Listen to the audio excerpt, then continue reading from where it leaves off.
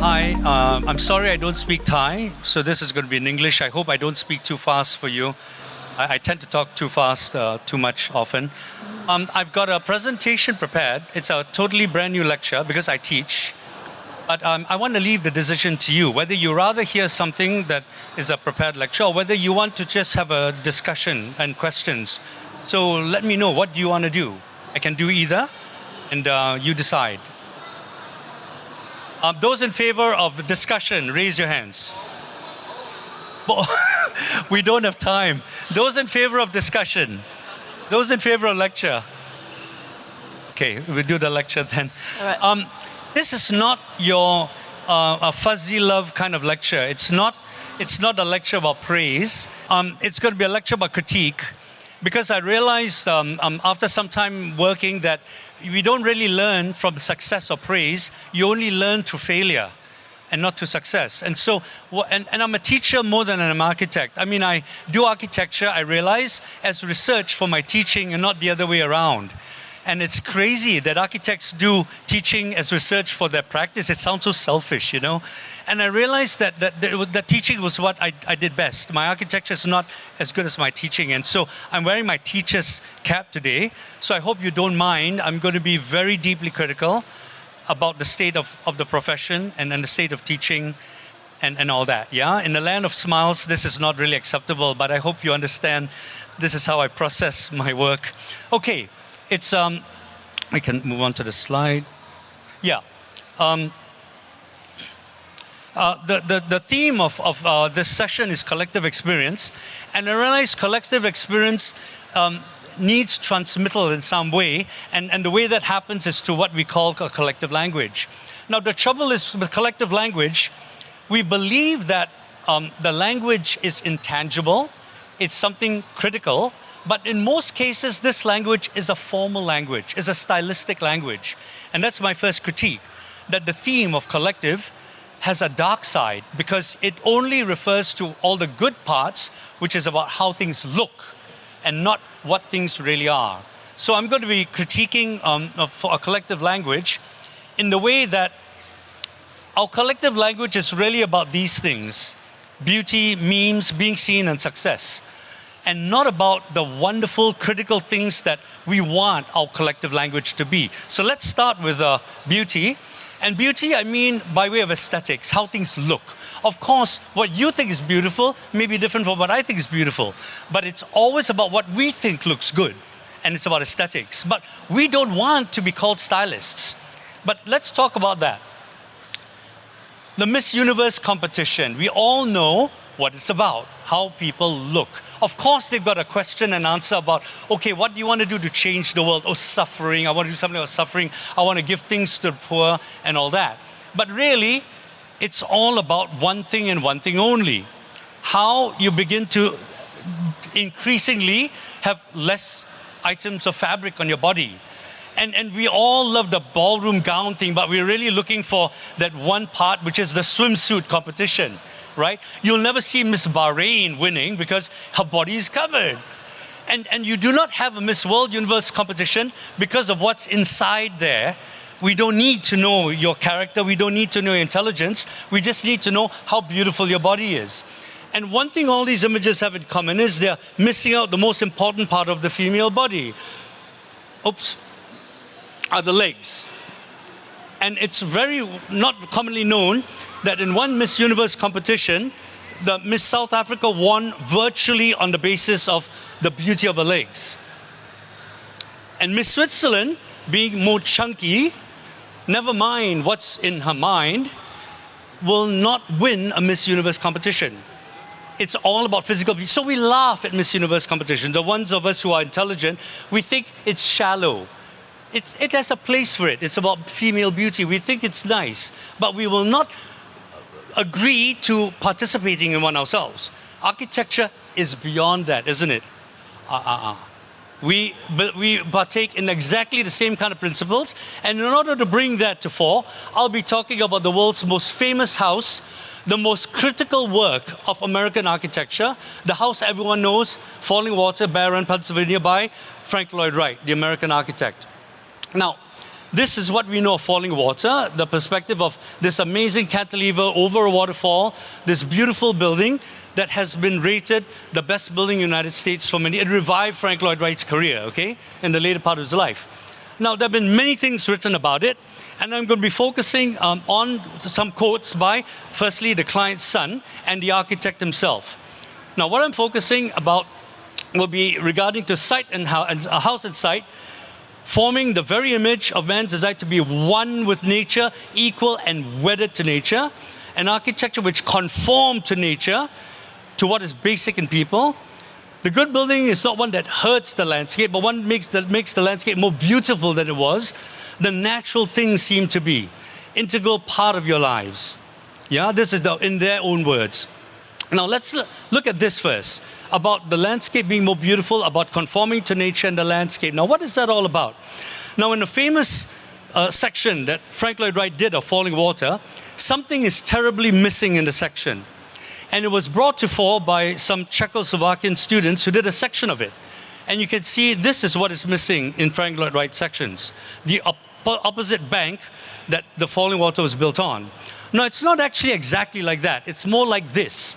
Because the part where the section was cut through in the Czech architect students' site was actually right where the bridge was. So it seems very sharp against the building, but actually it's a steeping slope, right? A steeply sloping slope right there.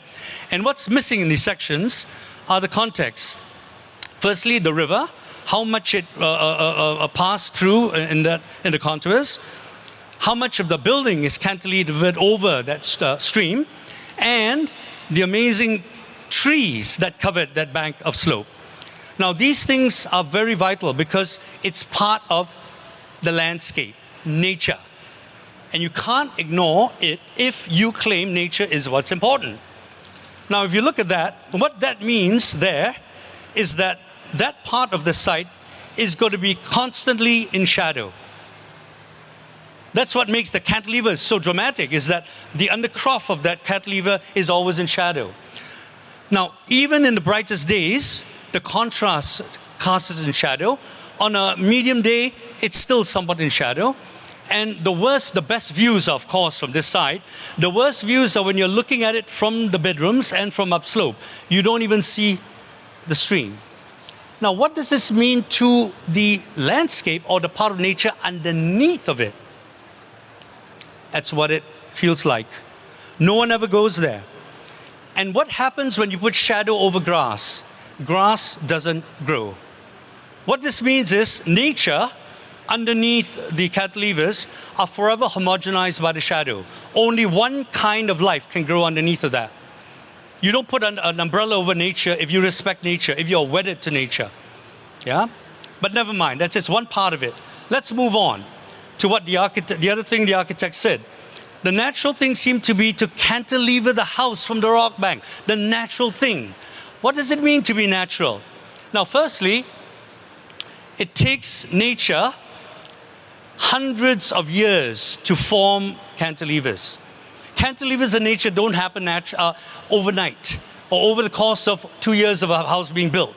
It takes decades. Now, this house was built in a much shorter time. Now, firstly, the plans of the house and the rocks that existed right by the side of the waterfall by Bear Run. This is what the house does in relation to the rocks and the stream. And that part is entirely cantilevered from the overhang there, from the columns there, and it extends back in a slab over there. The lower cantilever does this, okay? Cantilevered off these two columns, and when you overlap them, you have this huge area that the structure there has to support. That's not natural. That takes engineering feat. Yeah? What's less natural is when you understand how much structure was required to make that work. And destroying all that nature in order to make the cantilever work is not natural. But never mind. If it still benefits nature after 10 years, it's still okay. But what did it do? What did it do for the clients living in there? Now, what happens is, When you cantilever two slabs over there, what's not discussed? Oh, I think that comes later. I don't have this here with me. Never mind. Let's move on. In order to build those cantilevers, this was the formwork that needed to be erected in order to cast these slabs. That's not very natural. In fact, it takes a huge arm-bending effort in order to structurally and structural engineeringly create this amazing cantilever. But there's an issue there, because the client, Edgar Kaufman, originally wanted his house to be built here. This to him was the natural place for that, because it was flat site, there was no water near it, and the reason why Edgar Kaufman wanted his house to be built here was so that he could have a view upstream. Why did he want a view upstream? It was because that was where he and his family used to bathe, right at the base of the waterfall. This was where Kaufman family used to spend their summers, on hot summer afternoons. But no, they were denied that because Frank Lloyd Wright had other plans.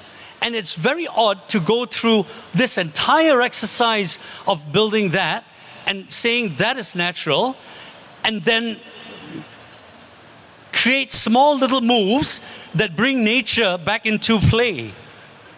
Oh, well, this is about preserving nature, but this is as well. I mean, there is a deep hypocrisy about concept and detail in this building. But never mind, let's move on. This is just small stuff. I want you to live with the waterfall, not just look at it, but for it to become an integral part of your lives. Now, what did Frank Lloyd Wright mean, and what was the truth? Now, very few people understand this is what the house looks like, and it seems to fit so well into nature because you do not know the scale of this building. This is with people in it. This building is huge. It is 4 stories high. And when you start understanding its scale in relation to how big people are, you realize how big it is in relation to the site it sits on. It's unbelievable. This has not been discussed in Western criticism because they do not want everyone to know what the truth is. But let's move on. This is not a big deal. This is still okay if it's good. So this is what was integral to the lives of the Kaufman family. Bathing in the waterfall in summer. This is what Frank Lloyd Wright did to replace their bathing in summer. He put a swimming pool right there. Now, if you remember, this is right by the bridge. So anyone walking in looks right down into the pool where they often bathe in the nude. So they didn't do that anymore because they didn't want to be in. What if this was a bit higher so that they could look down? No, it was put there, so they never bathed there anymore. So in order to compensate for that, he had to build them a guest house further uphill because Mrs. Kaufman would never bathe in there in the nude. So this is what they built, a new guest house with a new pool. You can access the guest house through this covered walkway, walk up the covered walkway, down the veranda to the other side, and that's where the pool was. And that's where Mrs. Kaufman ended up spending all the time bathing in replacement of where they used to bathe, an integral part of their lives. You know why, right? They never bathed down there again because you wouldn't want to bathe there with a huge concrete cantilever slab over you. That's not natural, is it? How many of you have seen this photograph of falling water? Architects don't want you to see the dark side. They don't want you to see, oh, wait a minute, this is not natural at all. It's a new relationship with nature, but it's not really, yeah? It's the same way we treat nature all along. So these are 2 quotes from not people directly related to the project, but critics, William Curtis, and another critical author, Franklin Toker, who wrote about falling water. This is what they said. I first want to draw your attention to a very critical line that William Curtis goes. A superficial reading of falling water might point to the hovering horizontals in cream colors. aesthetics. No, no, no, no, no. And to the bands of glazing with metal frames, and claimed he was being influenced by the simplifications of the international style, meaning it's all about aesthetics. But you cannot do that. If you try to do that, you'll be falling into the facile, the shallow stylistic characterization warned against earlier in his book, of course, right? So he's telling you, you can't reduce it to aesthetics because it's much more powerful than that. What does he claim that makes it more powerful? Franklin Toka, delicate synthesis of nature-built environment, contouring the house into cantilever ledges, respond so sympathetically to rock strata of the stream banks. Well, that is in direct contrast to what William Curtis is trying to say. It's all about aesthetics over here, isn't it? No talk about them engaging with the waterfall every summer. No talk about the new guest house built because they never swam in the waterfall anymore. But let's look at that. The delicate synthesis of nature and the built environment responds sympathetically to the rock strata. It's just how it looks. That looks beautiful, cool in a way. It's the furthest thing from natural when you go underneath of it. So something that looks natural and beautiful may be completely unnatural and unpleasant for nature. In fact, destroys biodiversity when you start analyzing it with greater architectural detail and intent. Yeah? But let's go on to what William Curtis talked about, celebrated specifically the American obsession with a free life lived in nature, an idea rich in pioneer mythology and ennobled by the transcendentalist writing of Thoreau and Emerson. Who are Thoreau and Emerson? Let's find out. So Emerson was the fellow who wrote a whole bunch of these books. Now, I'm not going to go through every single book, but you can see from the covers what the subject material is all about. Small canoes, one person, mist on the water, two people, the landscape, leaves, autumn, roots, trees. Oh, a small little tent and a small little hut. That's not a small little hut. Oops. Sorry, I blanked it out. It's huge. It's the furthest thing from simple. It's the furthest thing from a pioneering spirit. You've got flushing toilets in nature. And then we move on to Thoreau. Who was Thoreau? Thoreau wrote this amazing book, Walden, or Life in the Woods, where he basically documented a full 12 months, an entire year of 4 seasons, where he lived in a tiny little hut. This was the house that Thoreau stayed in on Walden Pond. And look at the scale of it. One bed, a fireplace where you could steam some fish, a desk with a writing table, one bed and a door and a chair. And look at that in relation to scale. So this, I'm so sorry, is bullshit, isn't it? But you see, that's what happens when you allow the West to tell you how to think. That you don't analyze things and you go, oh no, Emerson and Thoreau, wow. No. What are Emerson and Thoreau about? You have to analyze and research that. Yeah? So let's move on to how William Curtis talks about it's the vitality of inner expression on the fusion of structure, function, and idea. Now, what is that about fusion of structure and idea? What happened was when he produced these huge cantilevers facing south, they collect a tremendous amount of heat. The top balcony cantilever collected a huge amount of heat during summer, such that all that heat radiated to the inner part of the bedrooms and also the lower part of the living room.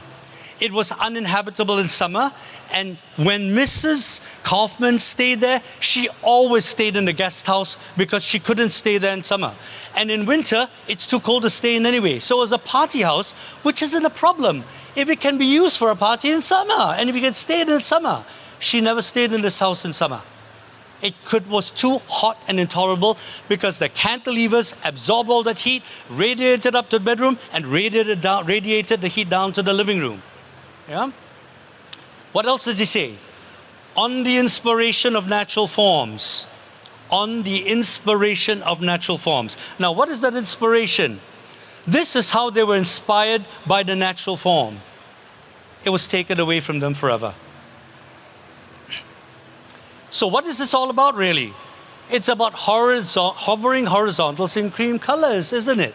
It's about aesthetics, the way we want things to look, the way we appropriate nature as a stage to show off our creativity. This is not about new relationship with nature, mind you. It's about centuries of the way we have treated nature to show off our creativity, to show off our architecture. We are really good. And it's all about a superficial reading of his achievements. It's all about aesthetics and these amazing horizontals. And yeah, it's no different from that. But we want it to be different from that because we are not a Miss Universe competition. We are architects. We're not stylists. We're not beauticians. But you have been brainwashed. We have all been brainwashed for decades and decades of this profession. Because we claim it's not about beauty. We claim it's not about aesthetics. We try to sound critical. Thoreau, Emerson. In schools all around the world, never mind Chulalongkorn, never mind the University of Singapore, we are talking about Harvard University, MIT, we are talking about the Architectural Association. Architecture has been taught in the way of aesthetics, disguised as critical content. And this is one hard truth. You can ask me questions about later. I got to move on, sorry. But we can talk about it more. It's all about form. And form, as we know, is all about aesthetics. And aesthetics, we know, is all about what we consider beautiful. Now, in relation to true critical content. So this is the dialectic I'd like to discuss. The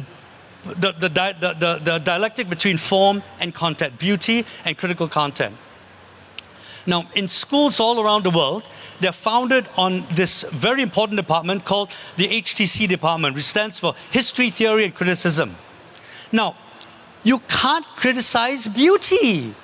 You like pink stripes and polka dots. I like purple and black. Who's right and who's wrong? Who cares?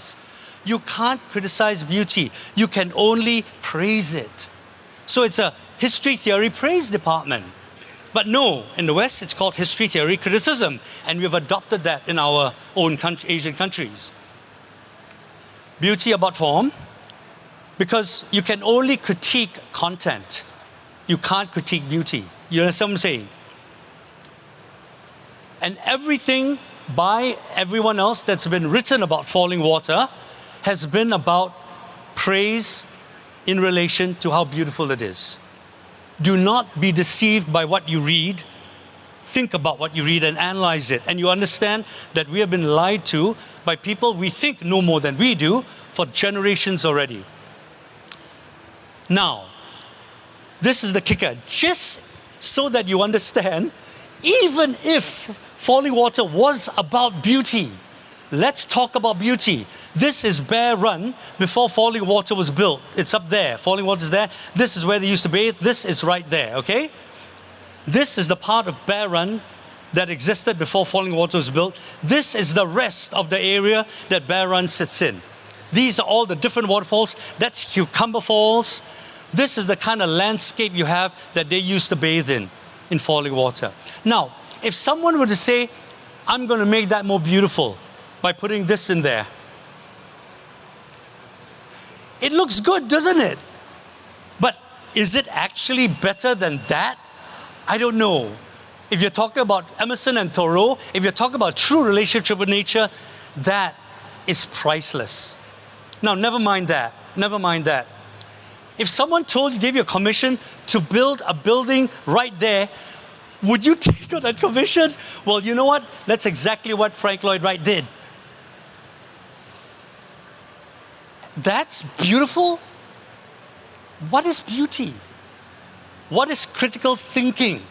What are we doing? What are we worshipping in the world? But no, because he didn't do that. Oh, it's Cucumber Falls. It's beautiful the way it is. No, that's what he did to...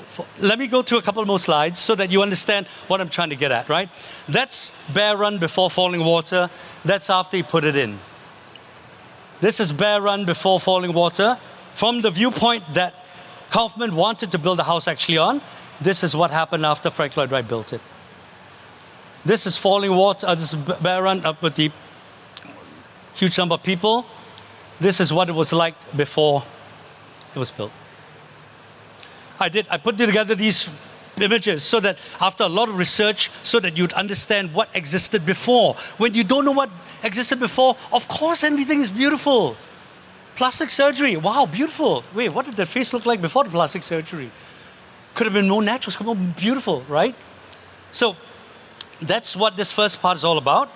People and nature, and what you decide is important, okay? The next part of collective communication and collective languages has gone awry are what I call memes. Now, what is a meme?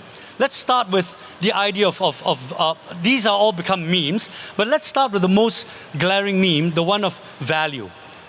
Do we understand what the word value means? Let's go to that. You've got two products here, the Apple company and the World Wide Web, okay? Now, the Apple company is the most valuable company in the world right now. The single most valuable company, and without even having to think about it, you know exactly who did that, right? But if I'll give you a choice, all the Apple products in the world, brand new, from the first moment the Apple company opened till now, any quantity, you can have any quantity of it for free, and you can do whatever you want with it. You own the Apple company and all its products, you could be a trillionaire. Or you have to pay every month, I don't know, what's the going rate, 12,000 baht for access to the World Wide Web by Tim Berners-Lee. He was basically an English nerd in a Swiss lab who chose not to patent what he did. He basically gave it to the world for free. Yeah? He could have pursued a patent, but he didn't. What would you pick? If you pick this, you can't have that. And if you pick that, you have to pay 12,000 baht every month to access it. It's a brain-dead question, isn't it? Because you can't operate any of this without that. So anyone in their right minds would pick this over this. This is way more valuable than that. But no, that's more valuable than this in relation to how we have begun to define value. So because of that, the word value, it's all about form and content and critical content. And form, critical content is about responsibility.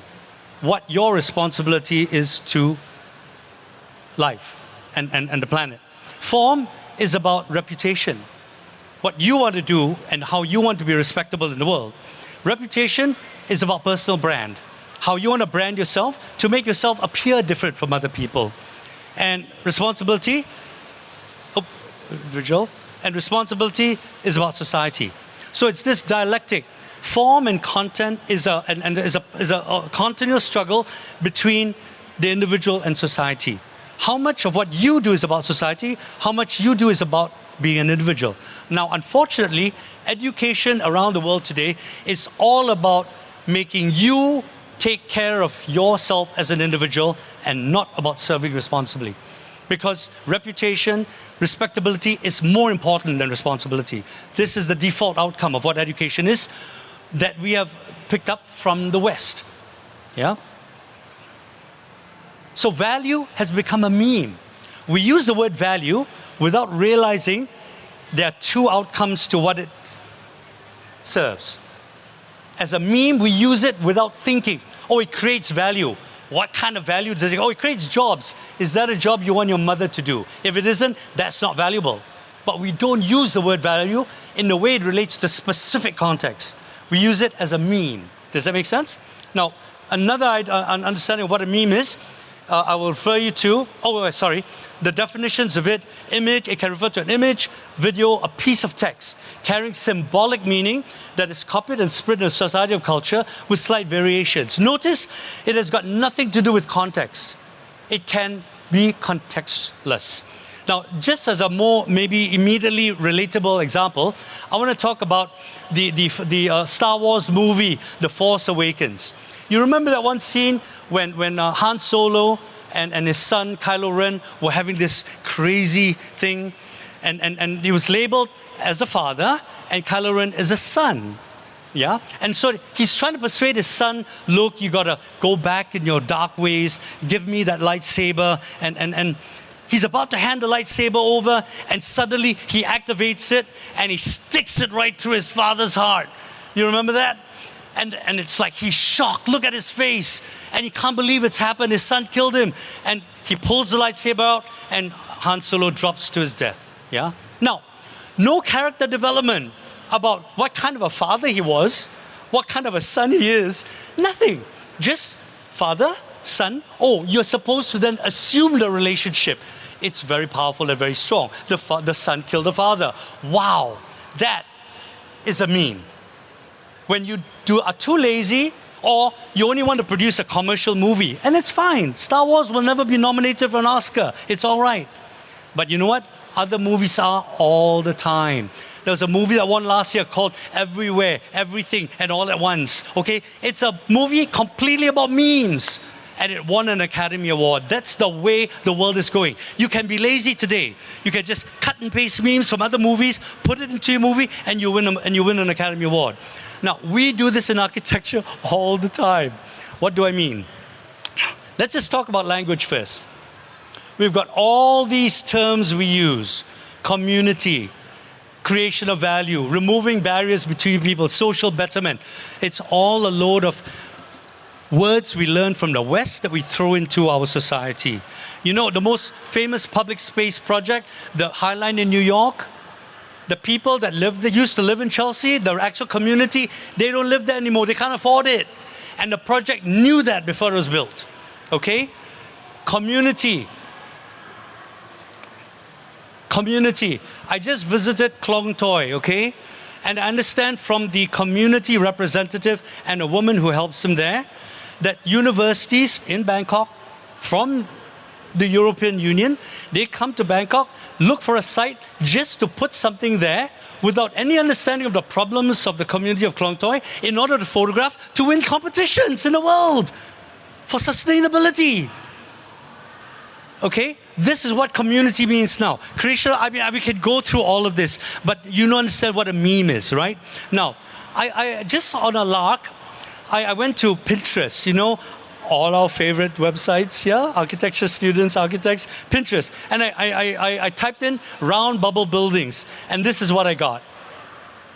And then I typed in many tall skinny columns, and this is what I got. It's crazy. And then I typed in stacked cube architecture. This is what I got. Wow. You got all these sources to pull your ideas from. You don't need to think anymore. You can be The Force Awakens, right? You can be everything. And then I typed in collective square windows, and this is what I got. Now, this is the heaven and the graveyard of architectural meaning. That we don't understand why. We just want to do something different. We want to do something like falling water, but even better. And then we cut and paste our way into graduation day, into our clients' hearts, because clients already know what they like, they know what they want. We're going to help them do it, and in the process get famous. Yeah? And then, you know what? I typed in brick, concrete, metal, tropics. You know what I got? I got this. This is our collective language now, isn't it? Well, a lot of it is. Is this our collective language? I hope not. But this is what we kind of think of when we think of tropical architecture, isn't it? This is the dark side of the collective. When we meme so much, we forget what original thought with integrity means. Okay? Okay, let's move on. A meme, and then we got the rest of this, which plays in it. Sorry, I repeated this slide. And then we can throw in all the formal bits too. So it's not just the content. It's not just the content, community, creation of value. It's also the form that we meme. As architects, we've forgotten what original thinking is from first principles. What does making an original movie mean? Okay, being seen. This is my favorite part because I get really contentious. This is the body of 5-year-old Alan Turki. He's a Syrian refugee whose dead body was washed up on the beach in Turkey. Okay? Alan Turki. And body of 3-year-old, taken by Nilüfer Demir, the photographer for the Dogan News Agency. 6 months after that, we have this. Ai Weiwei memed the dead body of Alan Turki, exactly photograph taken by Rohit Chawla, photographer. 6 months after this came out. Now, Ai Weiwei said he did this in order to bring greater attention and awareness to this horror that was happening. But This already came out 6 months earlier. It had created so much awareness, you can't believe it. So what was he doing this for? Let's go through the dates again. September 2015, February 2016. 6 months after that, he did this to create awareness of something that awareness had already been created for. What was actually on Ai Weiwei's mind? That, isn't it? Because that's why we do good things in the world.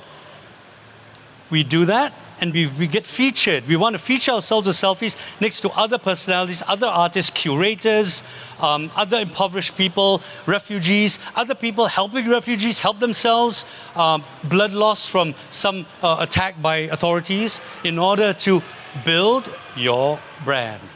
It's all about this, isn't it? We don't do things anymore because of just what it is. We do things in order to do that. This, I didn't make this up. This is on the internet. So awareness has been created about artists and architects who do things only for the reputation, but it's not talked about in the West. Why? Because it's their world, isn't it? It's their world of architecture and art. It's their world of culture. Not anymore.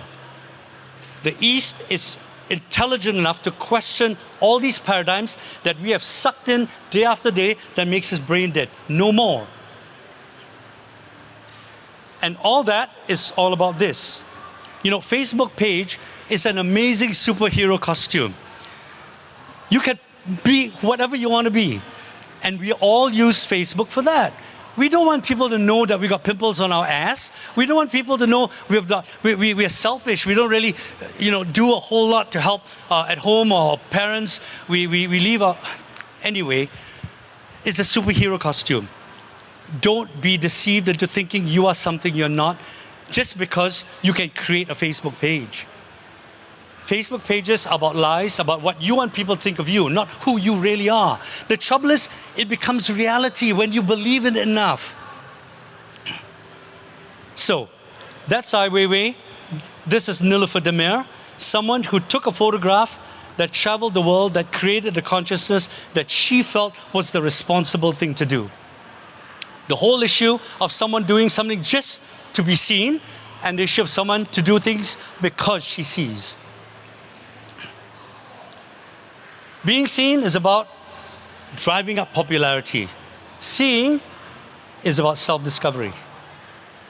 And you can't self-discover yourself and what you are to society if you do not focus on seeing, on understanding what the world is in relation to who you are. If you only focus on being seen in Facebook, you're only serving your popularity, and the worst thing is you destroy yourself while you're destroying the young people that follow you or the other people that follow you. Yeah? And popularity is all about the individual. Once again, this dialectic between what it means to serve yourself and what it means to serve society. And then, of course, the individual is about reputation and society is about responsibility. We are not taught enough what the differences are in school. Why is it important to be responsible? Because you learn more about yourself than you do about everything else. Responsibility be damned, okay? And that's what it's all about. The reputation of something that has been built over decades that makes you brainwashed into believing it is what it really isn't. Reputation kills your ability to think intelligently because it brainwashes you.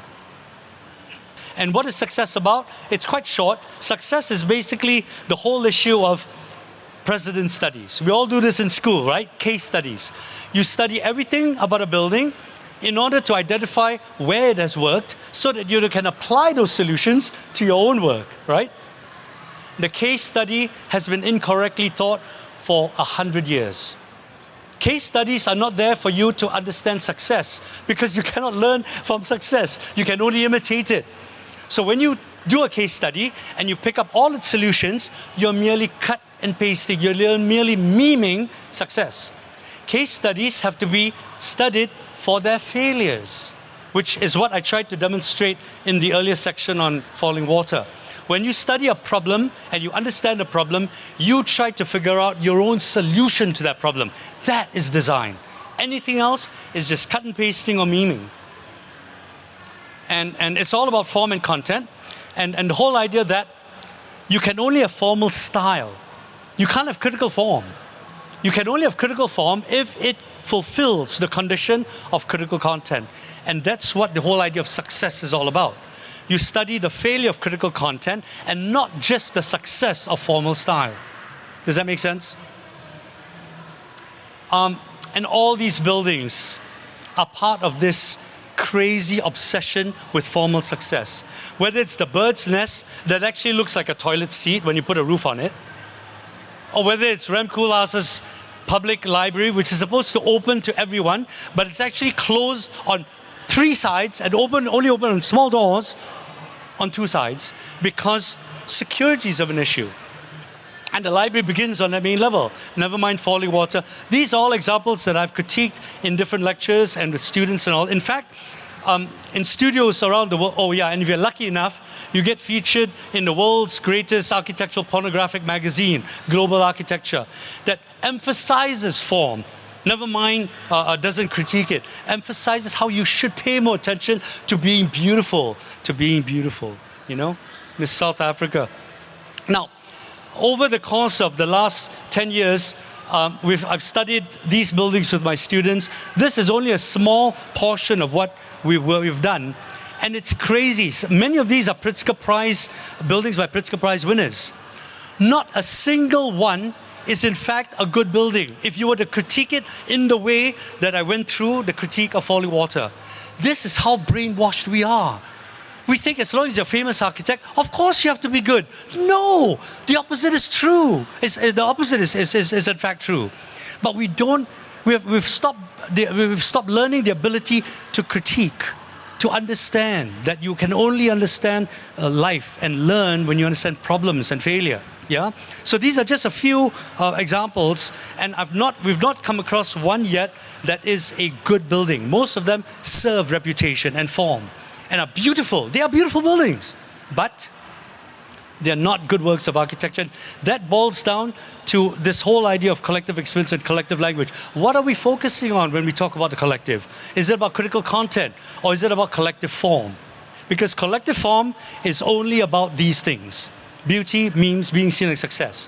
Now, if we can for a moment can forget about that for a moment and replace beauty with critical content, replace memes with first principles, we replace being seen with seeing and success with failure, we have the basis of a new way of understanding collective language, which is about critical thinking. And something that we should learn more about, because if you don't think critically, you can't produce even stylish form that has got roots in specific context. I've taken up enough time. Thank you very much. And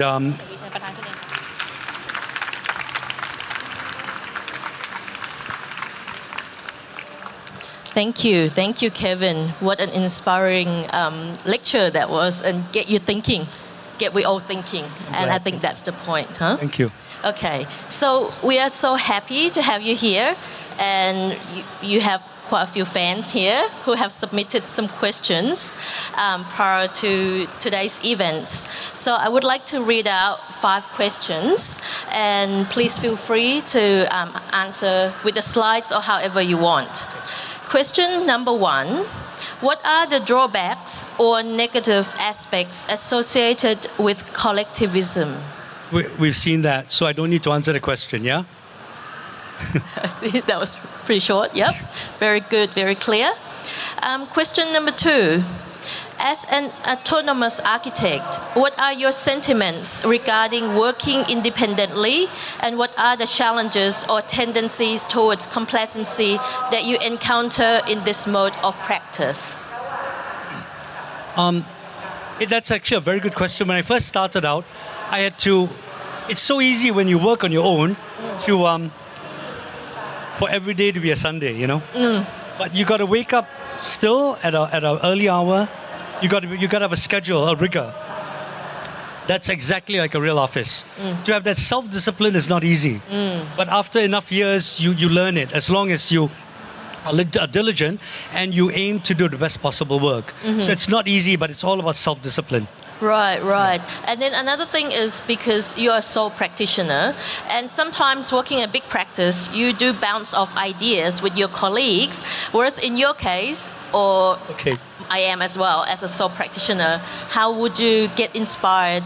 The problem is when we say we need other people to bounce ideas off in a big practice, the ideas you're bouncing off are all formal ideas about style. 100%. It's always about, could it look better? It's uncritical and it doesn't challenge me. So I find by working alone, I have developed a way of critiquing myself so that I'm actually such a critical bastard. You know, I'm not happy with anything I've done. Whatever building I've done is not good enough. There are too many flaws. I know it too well. So I've gotten very good at being very hard on myself. And it simply means, you develop the ability to see when you are trying to serve form and beauty and not trying enough to ask critical questions. So it's about asking questions before looking for answers. You can't have a solution without a problem. You can't have an answer without a question. What is 4? Is 4 6 minus 2? Or is it 10 minus 6? You have to have a problem or a question before you have a solution. The trouble is schools teach us to start looking for solutions before we understand what the problem is. So I've become quite good with that. It's about almost like having an internal discussion with yourself and really analyzing the problems to find your own solutions. The most difficult discussion in the world, because you're always saying you have not done good enough. Are you confident enough to keep on questioning yourself in that way? I think that's important, to build the confidence to be able to question yourself. Because that's the difference between a commercial architect and a critical architect. Your teachers aren't there for the rest of your lives to critique you, to give you a desk crit.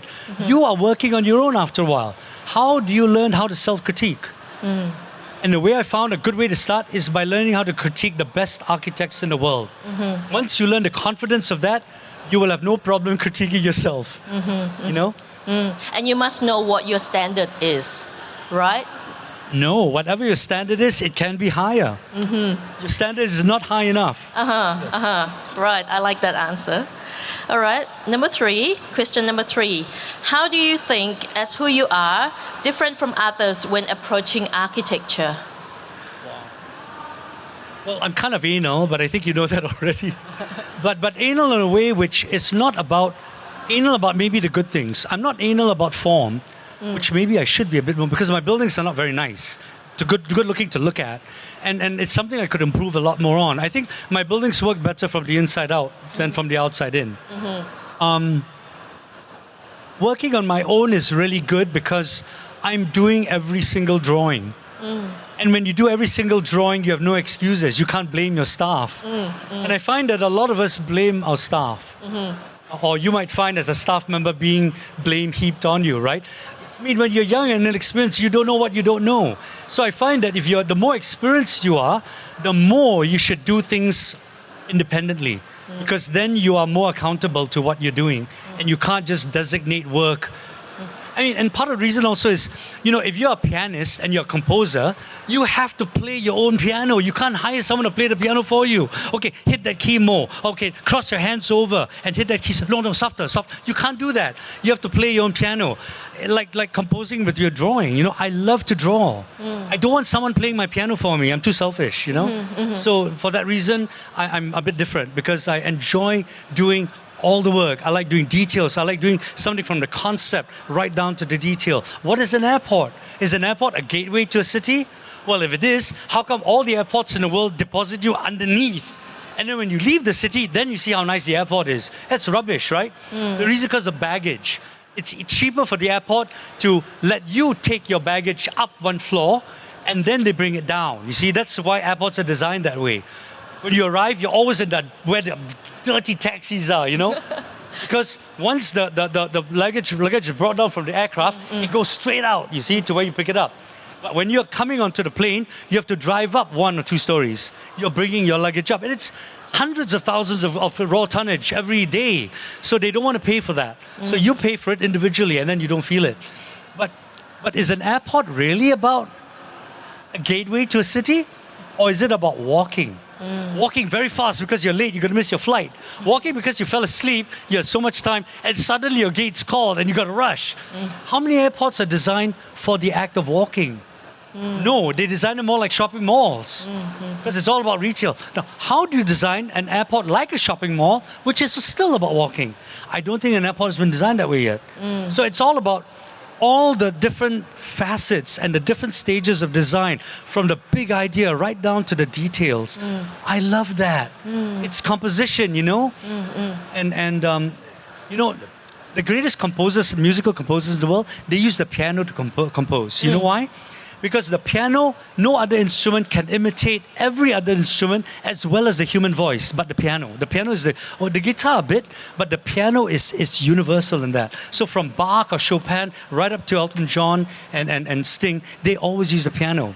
My piano is my pencil and my paper, I love it too much. I don't want to cede the response and control to someone else. I love it too much to let someone else play my piano. Right. Okay. Thank you. Sorry, long answer. But I have a question actually regarding to what you just said. So does it mean because you enjoy every process along the way, from the detailing, from the concept to detailing to getting things built, how about the large scale projects? Yeah, I do those. So you just take your time. Look, a large scale project is actually many small scale projects. And like that's why my buildings are really boring. In a high rise, the ground floor is like one bungalow, the mezzanine is like another bungalow, the transfer level is another bungalow, and the top floor is one more bungalow. Everything else are just replications of the same bungalow. You are just designing 6 bungalows. But we don't think of it. You just think it's so big. How do you do it by yourself? In school, your thesis project, you handle one project by yourself. But when you start working, suddenly it becomes more cool to say, oh, I've got staff. Hello, it's not cool. It means the staff is doing your work.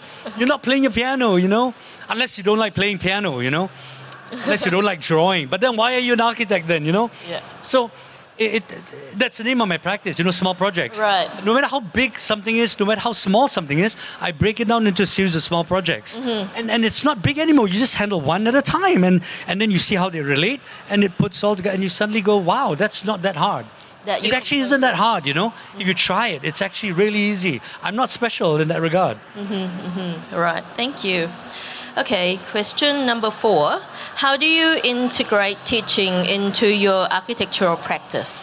Oh, yeah, like I said earlier, it's not about integrating teaching to architectural practice. It's about integrating architectural practice into teaching. I realized 5 months into teaching that it was the other way around for me. I was doing my practice as research for my teaching, whereas most architects do teaching as research for their practice. That's like selfish beyond belief, I can't believe we're still adopting this phrase from Japanese and American and European architects. It's not enlightened. It's not right. You want to be an architect, be an architect. Don't pretend to do teaching. You're just making use of students to do your work for you, I think there was a Japanese architect, and I hate to say the name because, I know him and he's a nice guy, but I think Junior Ishigami was very critiqued for using like unpaid work from interns to do his projects. And for moments, Serpentine Gallery wanted to withdraw the commission. So, even famous architects fall under the gun, So just be honest, and pay your staff. That's something I don't have to worry about. I don't have any. It's like... Great. Okay. Last question. Question number 5. What role do you think you play in the established paradigm of architectural education? I think I'm a better teacher than an architect, It doesn't stop me from hoping to be a better architect. I think I would like to be a better architect, but I don't think I can be as good as in producing beautiful form as the best architects in the world. They are really good. But I think I'm very good at critiquing buildings and understanding what's important, what's not. I'm good at critiquing books and movies too, actually. And so I think my contribution to the educational paradigm is in trying to shift it. Is in trying to understand we cannot be teaching form for the rest of our lives and calling it content, which is what happens in universities all around the world. It's a terrible paradigm, and it's shocking. When I first realized it, I was going, how do I begin to tell people about this? They won't believe me. How can something such a massive cover-up be happening and we not be aware of it? But I started, and people are agreeing with it. They know something's wrong, but we're too scared to question the paradigm. We don't want to be marginalized from the network. But like reputation, responsibility, I don't care about my reputation. I don't care being called the one who shits on creativity because I'm not shitting on creativity. I'm trying to make us more creative and not copying, memeing, and messing around with form so much, So I feel that I'm trying to inculcate a better sense of understanding the difference between responsibility and reputation, the difference between critical content and stylish form, the difference between serving yourself as an individual as opposed to serving society, and not mixing up all of that stuff behind fuzzy love and grand talk about community and society and all that woke extremism, It's crazy we live in this world that words hide our true intentions. Yeah. So this is coming from me. So do you think that by being critical and be questioning things that already exist helps you creating authentic works? Like I said, I already began to use my work as a testing bed for these ideas. So I'm already understanding the act of critique in my own work, and I'm using it in teaching. It's not the other way around. Teaching is its own end for me.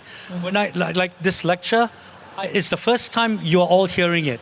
It's never been shown anywhere else because I can't keep on talking about my own boring work. I can't stand this paradigm that we have inherited from the Western countries, And when I prepare a lecture like this, I get so much out of it than doing architecture in a way. It's its own reward, I know I'm thinking and I know I'm trying to think more critically to get the message across to you. Because when I lecture, it is not about my creativity. It is about getting in touch with yours. You are the audience. It is for you. I realized when I was in school, we had a small group of us, me, Timothy Becker, and Mike Karazowitz. We would get together and we'd talk about the invited lecturers that come. They're usually famous architects. And we'd talk about, okay, now this lecturer has come. Who do you think is going to start copying what they started talking about? Because look at it this way. If a lecturer comes and they lecture about a work which you do not like, it's a waste of their time and a waste of your time. If it's a work you like, you begin to try, you're inspired by them, you begin to try to cut and paste bits of their work into your own work. Do you realize that's what happens? So showing your work, your creativity, doesn't help anyone's creativity. It only helps them follow you as a fan. The time of Facebook and social media, guys, it's over. Stop being a follower, which is what you're called when you click the follow button. Because you do not know if you can lead till you choose not to follow. Does that make sense? So social media, famous architects from the East, from the West, from anywhere in the world, they are not worth your time of day if they're only going to talk about their work. Right? So, I don't know, did that answer your question? I think I went overboard. No, you did, and you added more, which is great. Well, I guess we're doing pretty good in terms of the time. Do you have any last words that you would like to speak to the audience? I just want to thank you for coming today, for giving me the patience and time, because these are difficult issues to grasp. Maybe not all of it is clear to you, but I hope you think about it. That falling water, if you just have this one takeaway, the most famous and revered house in the world is not a good work of architecture. It's an abomination. It is beautiful after the fact, but it's not a good work of architecture. You have the ability to critique any work you study if there's enough drawings and context about it. You do not need to visit a building to understand it, contrary to what foreign famous architects tell you. You don't have to. The same way, you don't have to actually meet a person to understand what their character is.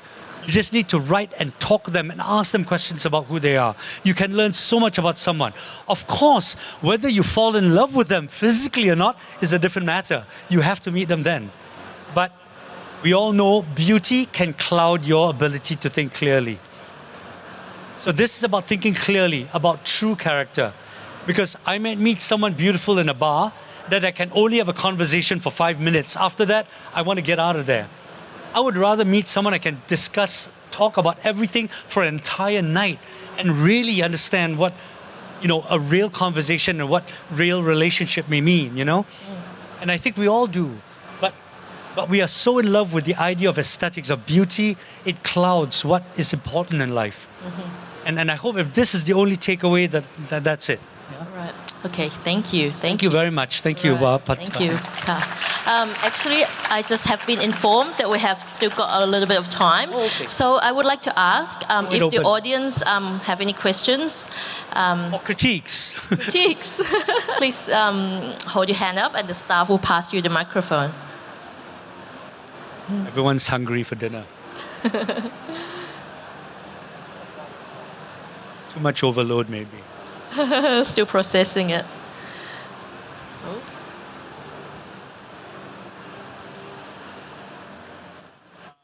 Hello? Okay. The teaching aspect I personally find interesting because I actually just quit teaching after 15 years. And kind of just mulling over what you were talking about, I wonder, in terms of teaching as a equivalency or as a mirror to your architecture, in that way, students are in a way like the client, in the sense that a good piece of architecture is kind of inspired and is a collaboration of sorts with a good client, right? Good architecture requires good clients. And I felt the same way with teaching, that really, for me personally, I had more and more dissatisfaction from teaching in response to the situation with students. And so I'm just curious from your point of view with what you're going through now, what is it that the students bring to you that kind of experience? We believe teaching is one kind of thing, and it's different for every individual student I have. I teach differently depending on what the student's strengths and weaknesses are. My teaching is always challenged because I'm always having to adjust to the way I teach depending on what I think the student can understand and what the student may not be able to get yet because they're not advanced enough. A student who is very good at media may be very poor at conceptual skills. Almost no students are good at detail. So there's some commonalities, but I try to that's what makes teaching interesting for me. It's so specifically contextual, I can't make it one kind of thing. So that's what keeps it interesting for me. So the one thing that they all share are my lectures. But after that, in the individual projects, everything gets tailor-made to what they are. And that keeps me interested. It keeps me excited about it. It is possible that maybe if you get tired with teaching, that you're not able to make that adjustment to individual students. I don't know. But another thing which keeps me interested is I don't teach full-time. I can't. The moment you start teaching full-time, it deadens it. And you are hamstrung to the bureaucracy.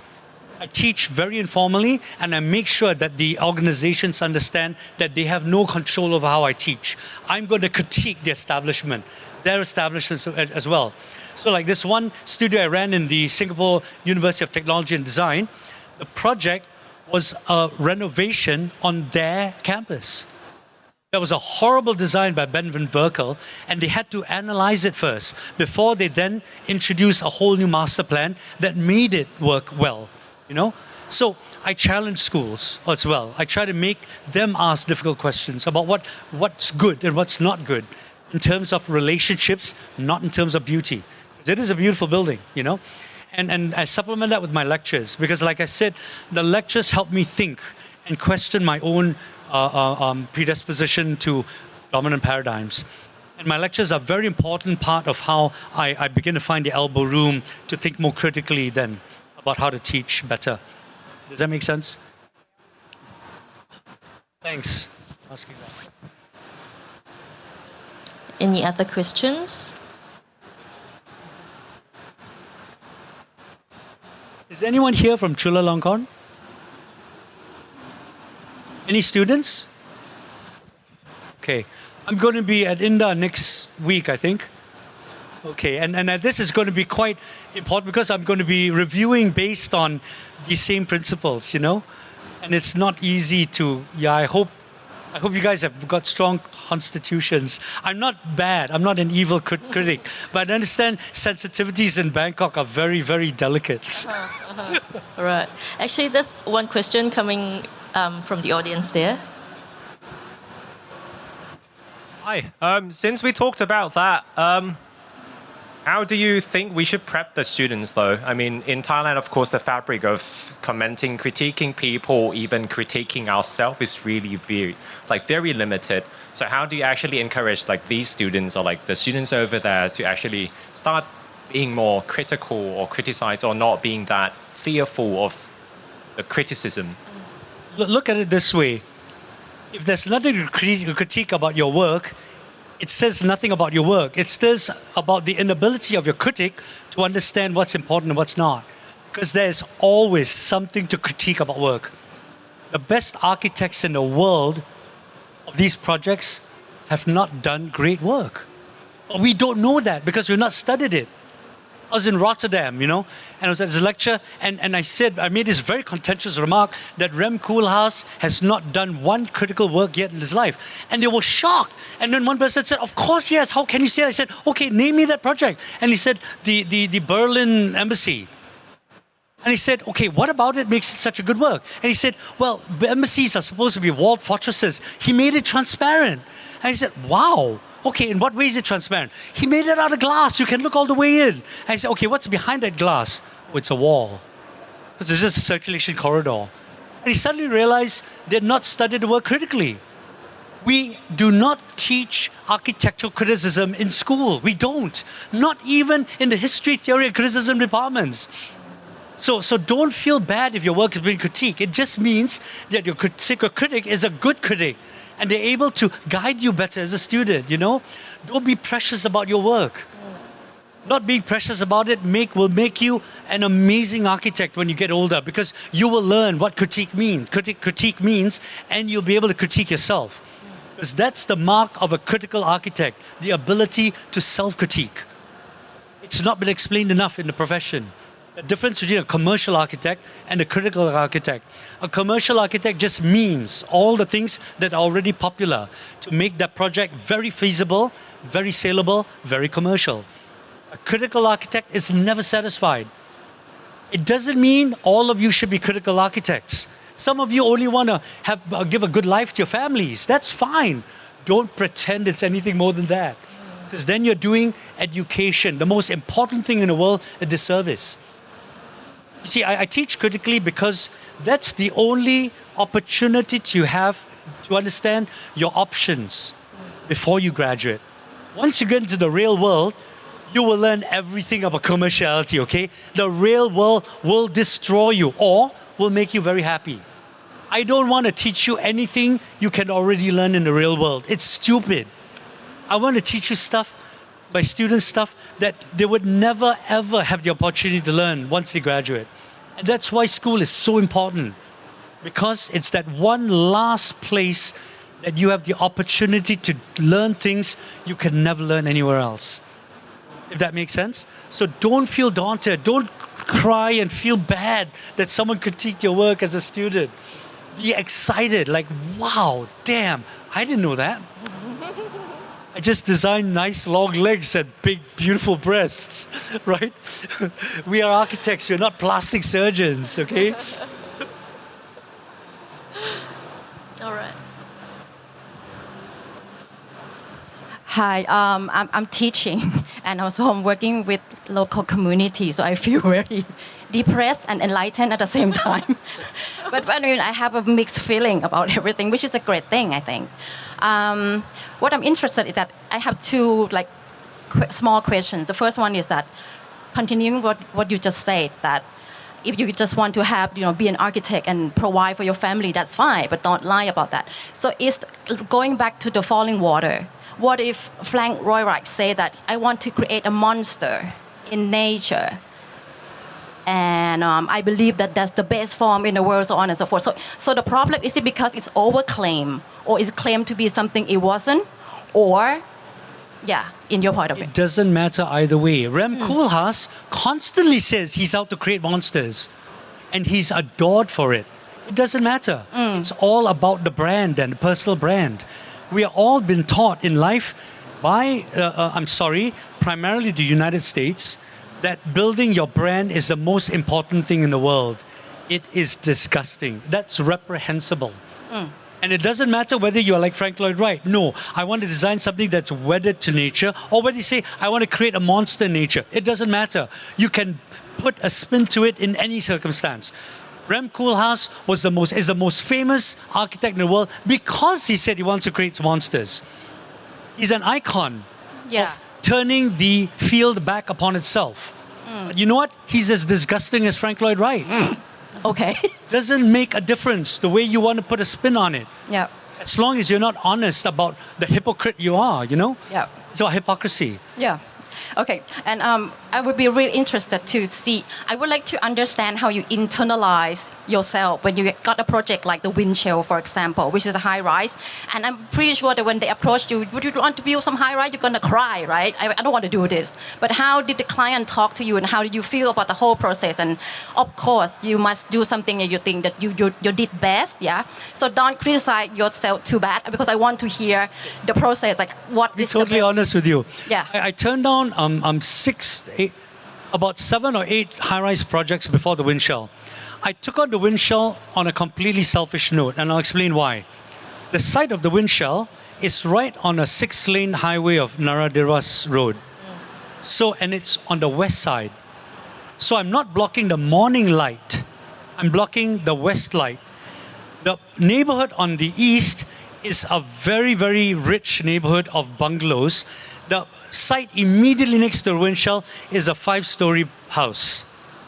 And so the 5-story house built a monster next to smaller houses.